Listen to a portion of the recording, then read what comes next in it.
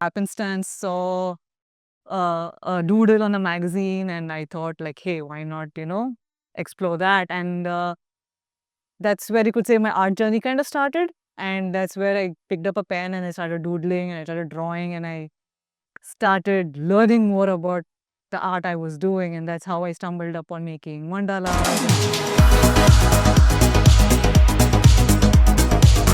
Hi everyone, thanks for tuning into another episode of D Education. In this episode, we have a very special guest joining with us.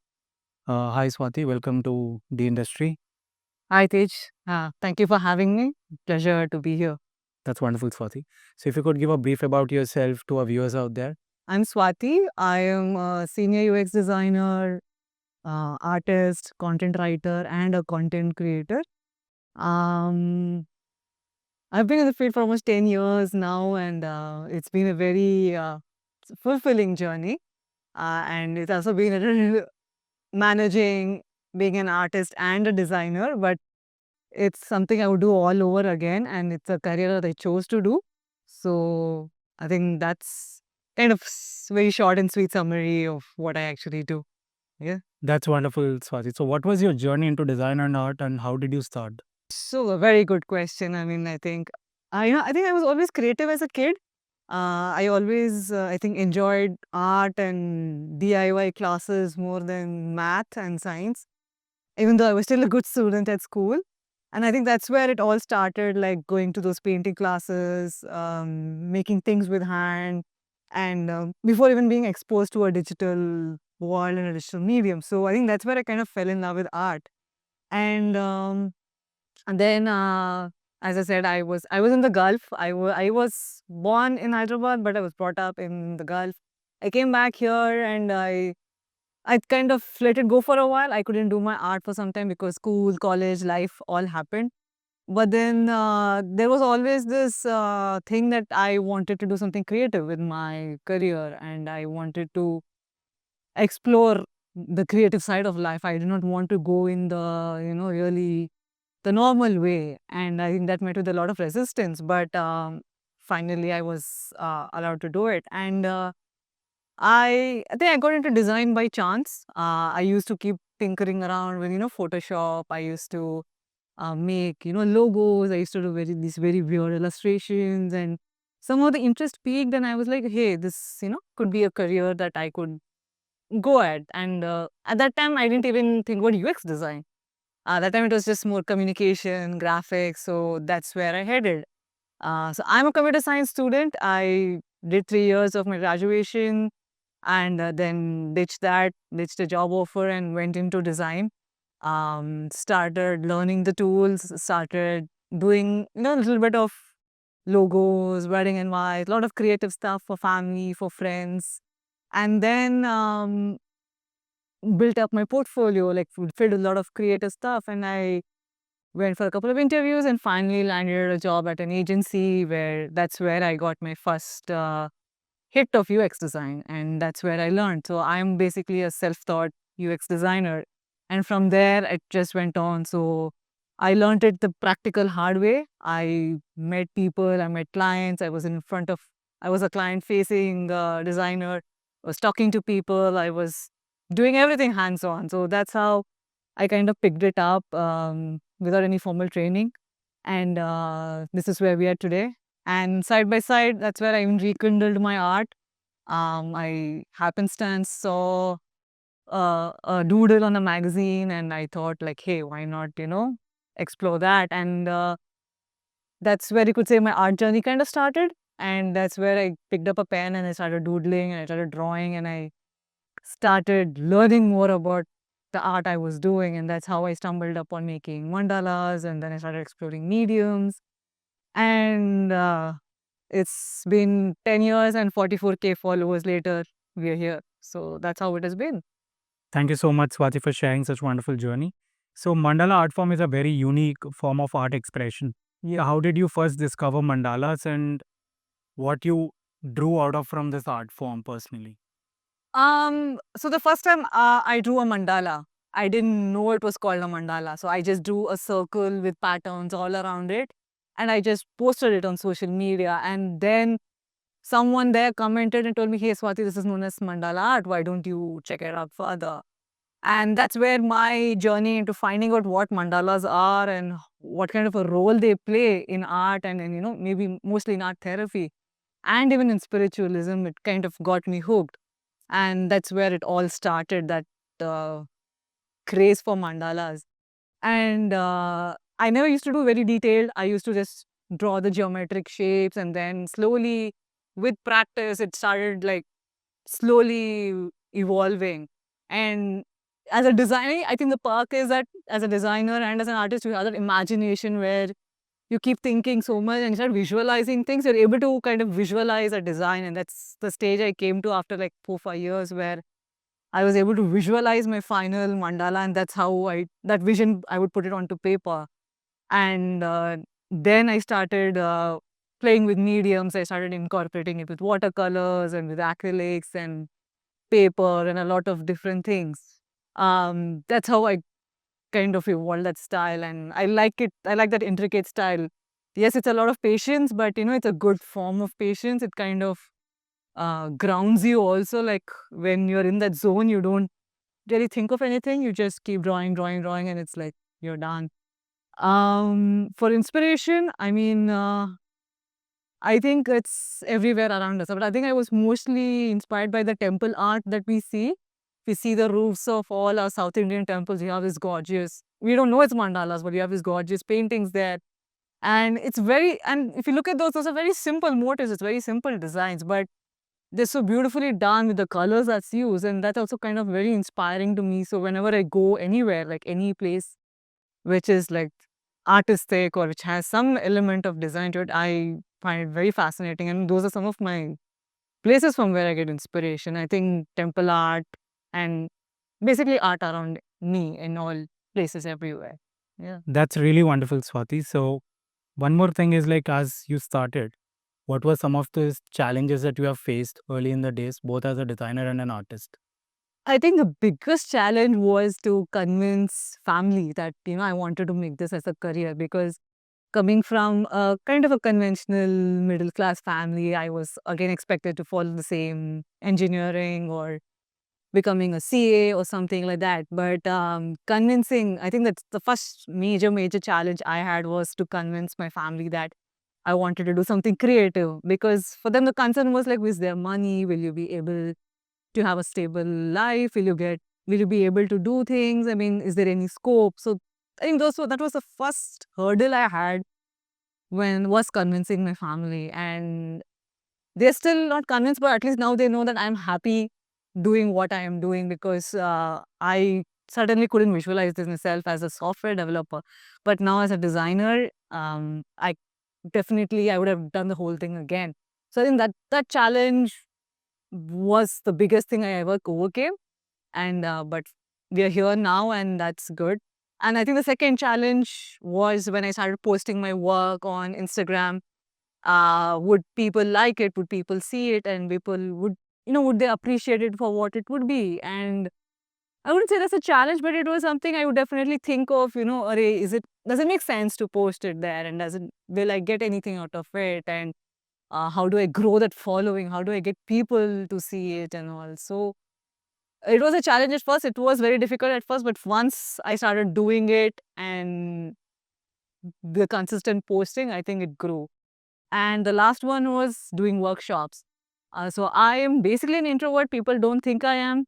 But when I was asked to do my first workshop with about, I think, 10 to 12 people, I was so nervous because speaking to people, speaking public is something which gave me a lot of fear. But I think when I did that first workshop and with a very nice crowd of, guys and girls, it was so liberating. Like, okay, I was able to teach somebody what I taught myself.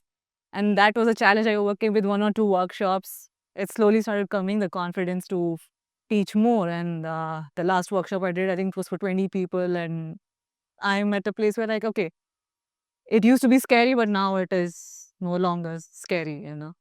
It's good. So Swati, your designs, the mandala designs are really incredible and mesmerizing. Thank you. So can you walk us through your creative process of doing them and how do you approach a new piece? Okay. Oh, great question. So as I said, like I kind of have a little too strong of an imagination at that visualization. So sometimes I can kind of I'm able to see the complete mandala almost formed in my head. But again, it starts with basic sketches, you know.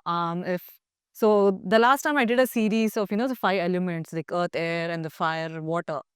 So again, yes, it came with searching for inspiration, searching for ideas, looking at other people's work, seeing how they incorporated those elements. And it started with basic sketching, like a lot of rough sketching, like, okay, this is how I want to incorporate the design, this is how I want to incorporate the watercolor side of it. And a lot of basic sketches, either on the iPad or on pencil and paper, kind of helps me put my thoughts together.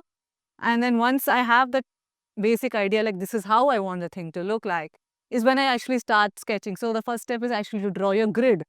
And that is the more than anything, that is the most time taking process to get that grid perfectly right so that your designs are symmetrical. So once I get the grid up, then I start planning out which color goes where, and then the designs kind of come automatically because I've been practicing it. But if you dial it down to the most simplest form, they're just basic shapes. You know, it's like your triangles, your circles, your squares, your paisley shapes. So they're the basic shapes. It's only, once you start filling them up, it becomes super intricate and super detailed. So that's how I do it. I do a lot of sketching, I get the idea place, and then I just start drawing. And sometimes you just do it. You just put a piece of paper and you just start doing it. So I work in both ways. So sometimes it's spontaneous, and sometimes I plan at least a week before, like, I want to do this. So works both ways. That's cool, Swati. So how do you stay creative and motivated, especially when you're facing a creative block? Ah, that's a lot of times. I think most recent was sometime last year. So when I have a block, I tend to actually not even touch any of my work. I just keep it there, and I do other things. So I like to read. So I get into reading. I read some books or read some articles online, watch movies, go for long walks. I mean, I think the best place you can get inspiration is nature. So you just look at things around and you can just visualize and something comes to your mind. Or sometimes I'll just go to a completely new medium, or I'll build something with my hand, I'll take some clay or take some paper or something, and you build something with that, and suddenly your creative energies get sparked.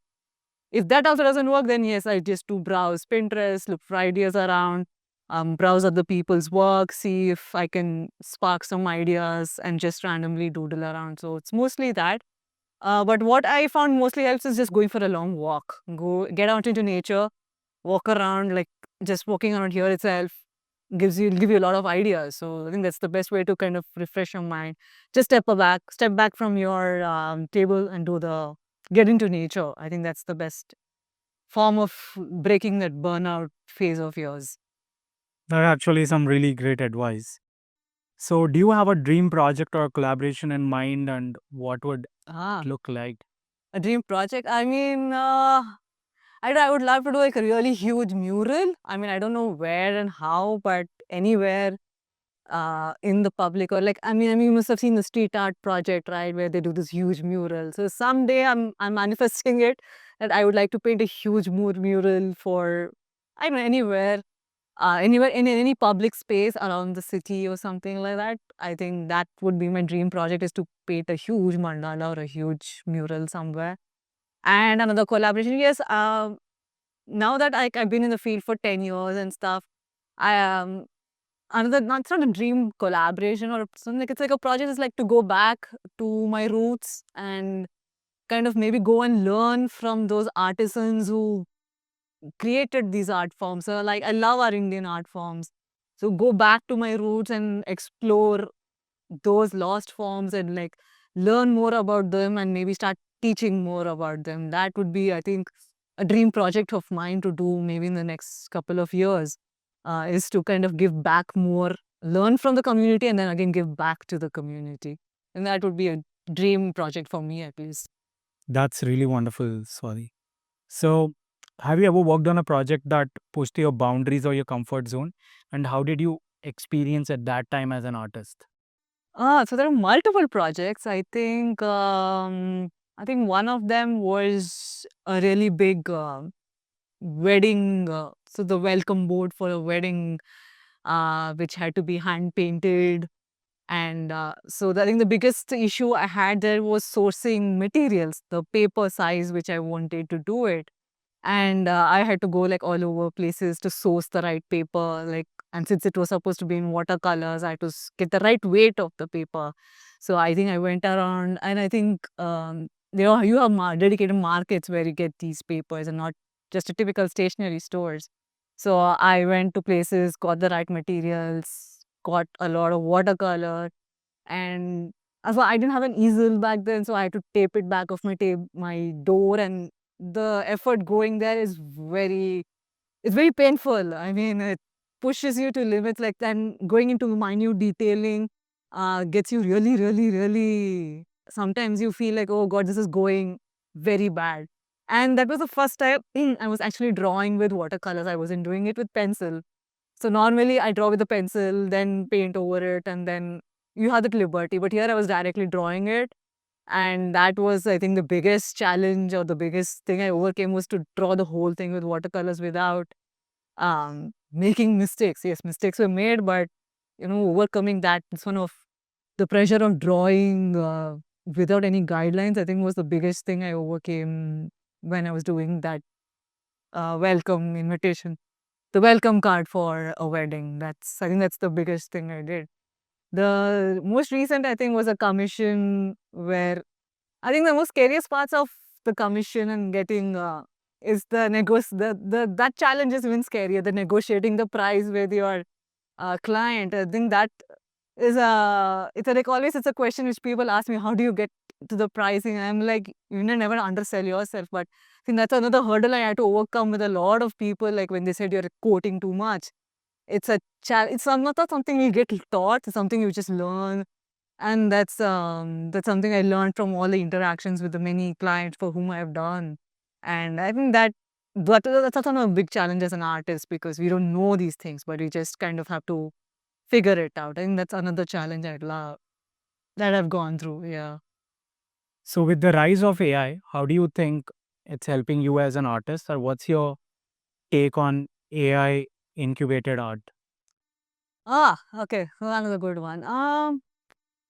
AI art, I mean, it's good. I mean, it's a good way for you to get ideas. I mean, like when you ask me about the creative block, right? So sometimes I think it's a great way is to maybe ask AI to like help you generate some ideas. So I think there was one instance where I was lacking ideas, and then I just prompted in, I think it was GPT, or I don't know where. I just prompted and it gave me a bunch of ideas.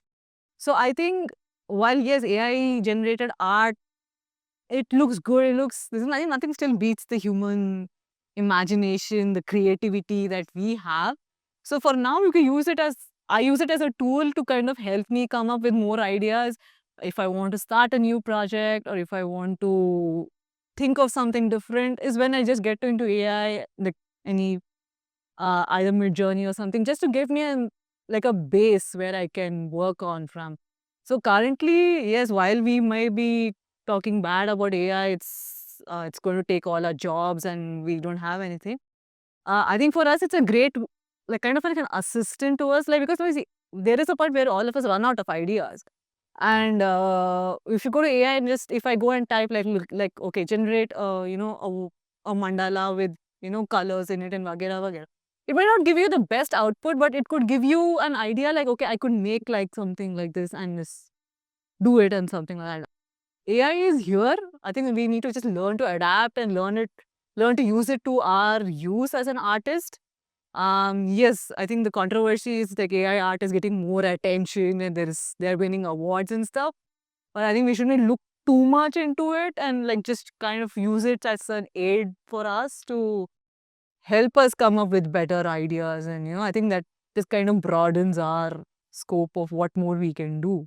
I think That's the, at least for now, the power of AI, at least. I mean, it at least takes a little bit of the thinking capability out of it. We don't need, because art, you don't have to think too much. You just should do. And if AI can help you, give you those ideas, or if it can help you just get off your, if you're stuck in a rut, and I think it's helpful in that sense, at least. It's not going to kill us. It's not going to take our jobs away immediately, at least as artists. That's wonderful. So, on a closing note, what would you like our audience to leave with a special message? Those who are passionate about both art and design. Uh, just do it. I mean, have faith in your skills. Just, if you think you're good, if you have that creative spark, and you just take that leap of faith. Don't double question yourselves. Keep sharing your art, keep sharing it with people, let more people see your work, and even if it's bad, no one is going to say anything about it. Learn to take the feedback, learn to take some sort of criticism, and just go with it. But have fun with that art, and just don't be too serious about it. Have fun with it, and show people that you can do things, and go out again to the community, learn from them. You grow with the people also. You don't, sometimes it doesn't have to be an alone person who has to do it alone, but go out to the community, make friends, learn from them. And one last thing, yeah, learn something new every other week or whenever you can. If you do watercolors, maybe learn pottery. If you do pottery, maybe learn something else, like, okay, learn to play chess, something. But uh, indulge in all your hobbies, and indulge in all the things that spark joy in you, and uh, live a creative life. That's it. So life is not just about the work you do; it's also about pursuing your hobbies, pursuing things you like, and pursuing the things you enjoy doing also. Yeah. Those are some really great advices. So, thank you so much, folks, for watching us till now. And if you have liked this video, there's another upcoming videos we're gonna make with Swati. So, do definitely check that out. I'll be attaching all the links that Swati has mentioned, including her Instagram art page.